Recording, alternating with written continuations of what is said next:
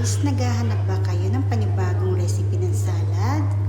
Pues, just keep watching. So for today, nag-prepare po ako ng aking homemade salad. So ang aking po mga pinipare ay yung lettuce. So nislice ko na po yung mga lettuce at na-separate ko na po yung mga ingredients natin. Tulad po niya, nag-slice po ako ng strawberry. So kung meron po kayo dyan ng mga extra foods, pwede nyo po yung gamitin sa inyong pong salad. Pwede nyo po yung mixing vegetable at saka yung fruit. And then meron din po ako dyan ng grapes and cherry. So sinama na rin po natin dyan. So very colorful po ang ating salad ngayon. And then meron din po ako dito na tomato at yung pong isa pa po na prutas na aking nabili. I forgot the name of that. Pero po, masarap din po siya. Dahil puno na po yung ating bowl. So, ang sinilagay na lang po natin ay yan lang muna po mga prutas na yan.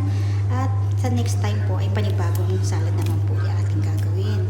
So, nilagyan po natin ulit na additional na mga leaves na meron tayo dyan sa ating ref. So, yung mga lettuce na mix po at yung pong iba pa po na mga leaves na ginagamit natin pang salad. Yan. And then, ang ginagyan ko po dyan ng toppings para naman po hindi tayo maumay sa ating kinakain at para meron rin po tayong protein, ay meron po akong ginawa dito na homemade embutido. So, yan po nilagay kong toppings para po naman po habang kumakain po ako ng fruits and vegetable, may konti pong twist sa aking pong panlasa. So, yan po ay nilagyan natin ng ating nagawang homemade embutido.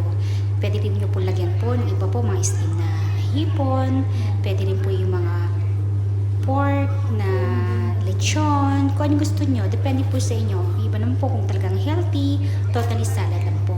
At pwede rin po natin yan lagyan ng salad dressings. So, yan na po ang aking homemade salad. Sana po ay magustuhan nyo at itry nyo din po sa inyong bahay. Thank you for watching.